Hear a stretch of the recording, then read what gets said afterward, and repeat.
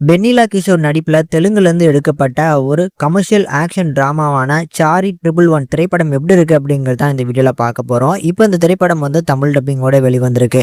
And இந்த படத்தை பொறுத்தளவுக்கு வெண்ணிலா கிஷோர் தான் ஹீரோ அப்படிங்கிறதுனாலே கொஞ்சம் காமெடி கலந்த ஒரு ஏஜென்ட் டிராமாவா எடுத்திருக்கிறாங்க.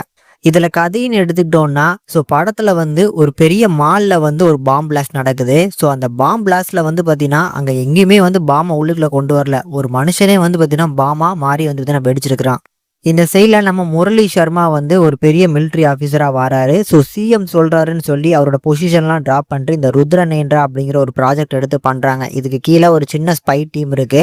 இந்த மால்ல நடந்த அந்த பாம் பிளாஸ்ட் கேஸை வந்து எந்த ஏஜென்ட் கிட்ட கொடுக்கலாம் அப்படின்னு டிஸ்கஸ் பண்ணும்போது எல்லா ஏஜென்ட்டுமே பிஸியா இருக்கிறாங்க. இதனால ஃப்ரீயா இருக்கக்கூடிய ஒரே ஒரு ஏஜென்ட் வந்து ட்ரிபிள் ஒன் அப்படிங்கிற நம்ம வெண்ணிலா கிஷோர் தான்.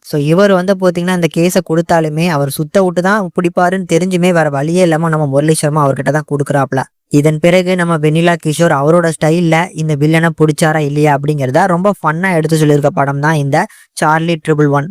இந்த படத்தை பொறுத்தளவுக்கு நம்ம வெண்ணிலா கிஷோர் தான் ஸ்டார் ஆஃப் த ஷோன்னு சொல்லுவேன். ஆனா ஒரு சில இடங்கள்ல இரிட்டேட் பண்ற மாதிரியான காமெடி தான் பண்றாரு. ஆனா ஒரு சில இடங்கள்ல கண்டிப்பா நல்லா ஒர்க் அவுட் ஆச்சு. நான் ஒரு சில இடங்கள்ல கண்டிப்பா சிரிச்சேன்.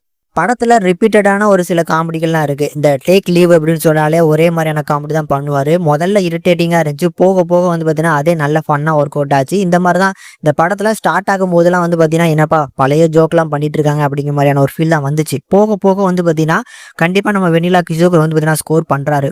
வெண்ணிலா கிஷோருக்கு அப்புறம் வந்து ஏஜென்ட் ஈஷா அப்படிங்கிற ஒரு கதாபாத்திரம் வரும். அந்த கதாபாத்திரத்தை வச்சு வரக்கூடிய ஆக்ஷன் சீக்வன்ஸ் எல்லாமே நல்லா பண்ணியிருந்தாங்க.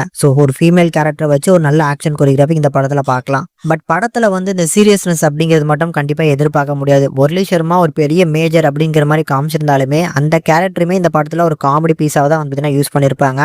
அது வந்து இந்த படத்துல வெண்ணிலா கிஷோர் தான் ஹீரோ அப்படிங்கிறதுனாலே இந்த படம் வந்து பார்த்தீங்கன்னா அதுக்கேற்ற மாதிரி தான் எழுதப்பட்டிருக்கு. அதுக்கேற்ற மாதிரி தான் அந்த படமும் ஸ்கோர் ஆயிருக்கு. ஒரு சில இடங்கள்ல கண்டிப்பா சிரிக்க வைக்கிறதுனால கண்டிப்பா பார்க்கக்கூடிய ஒரு one time watch movie. Technically செம சவுண்டான படம் தான். பேக்ரவுண்ட் ஸ்கோர், பிஜிஎம்ஸ் எல்லாமே அருமையா போட்டு கொடுத்துருக்கனால கண்டிப்பா ஒரு டீசன்ட் வாட்சபிளான ஒரு காமெடி ஆக்ஷன் த்ரில்லர் மூவி. கண்டிப்பா உங்களுக்கு பிடிக்கும்னு நம்புறேன். ஃபேமிலியோட பார்க்கக்கூடிய ஒரு பக்காவான ஒரு ஃபேமிலி என்டர்டைனர். கண்டிப்பா ட்ரை பண்ணி பாருங்க.